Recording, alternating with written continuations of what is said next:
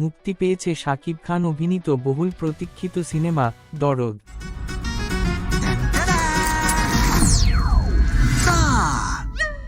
দেখো তো কেমন লাগতেছে। তুমি তো বললে থানায় গিয়ে সব দোষ স্বীকার করবে। জান, স্যারেন্ডারে যখন করব তখন ভিলেন হিরো সেজেই করব। এই ছবিটি শুধু বাংলাদেশেই নয়, মুক্তি পাচ্ছে বিশ্বের প্রায় 22টি দেশের 257 প্রেক্ষাগৃহে। গত কয়েক মাস ধরে সিনেমা ইন্ডাস্ট্রিতে স্থবির অবস্থা বিরাজ করেছে। নতুন সিনেমাও মুক্তি পায়নি সেভাবে। তবে এখন অবস্থা আগের চেয়ে কিছুটা ভালো। এই সময়ই বড় বাজেটের দরদ মুক্তি পাচ্ছে।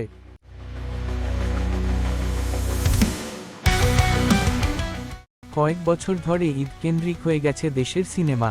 ঈদের বাইরে খুব বেশি প্রেক্ষাগৃহ যেমন চালু থাকে না, তেমনি কোনো ছবি আলোচনাও তৈরি করতে পারে না। তবে নতুন অধ্যায় রচনা করল দরদ। ঈদের বাইরে দেশজুড়ে 84 প্রেক্ষাগৃহে মুক্তি পেয়েছে ছবিটি। তবে বরাবরের মতো শাকিবের ছবি নিয়ে তার ভক্তরা ভীষণ উচ্ছ্বসিত। তাদের মধ্যে এক প্রকার উৎসবের আমেজ দেখা যাচ্ছে। ফেসবুকে যেমন প্রচারণায় সরব, আবার পথে নেমে পোস্টার ব্যানার নিয়েও প্রিয় অভিনেতার ছবির প্রচারণা করছেন। পরিচালক অনন্য মামুন আগে থেকেই বলে এসেছেন, দরদ বিশ্বব্যাপী মুক্তি দেবেন। করলেনও তাই। মোট 22টি দেশে একযোগে মুক্তি পেয়েছে ছবিটি। এর মধ্যে রয়েছে নেপাল, মালদ্বীপ, অস্ট্রেলিয়া, জার্মানি, কানাডা, যুক্তরাষ্ট্র, বাহরাইন, কাতার প্রভৃতি। নির্মাতার ভাষ্যে, দেশের বাইরে মোট 173টি প্রেক্ষাগৃহে চলবে দরদ।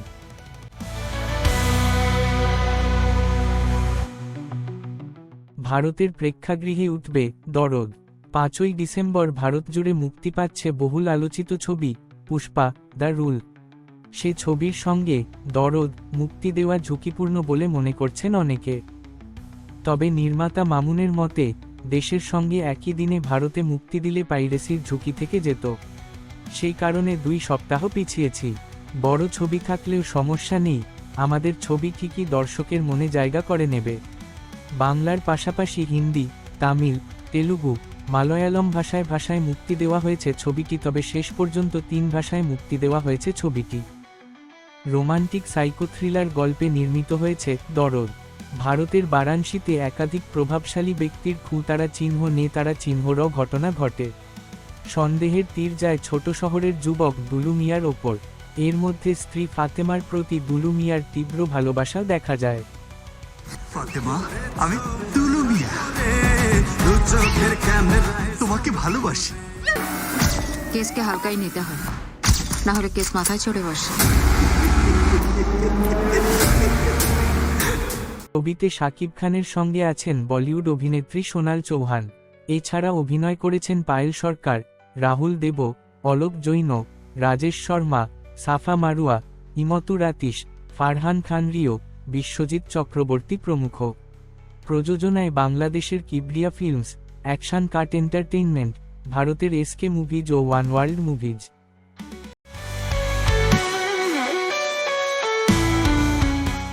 লুট লে তু এই হিন্দি গানেই ঠোঁট মিলিয়েছেন শাকিব খান। এর আগে কোনো হিন্দি গানে ঠোঁট মেলাতে দেখা যায়নি ঢালিউড নবাবকে। লুট লে তু গেয়েছেন বলিউডের জনপ্রিয় গায়ক নাকাশ আজিজ। কথা ও সুর সঙ্গীত করেছেন আরাফাত মেহমুদ। বারাণসীতে বিশাল নৃত্যশিল্পীর টিম নিয়ে ধারণ করা হয়েছে গানটির ভিডিও।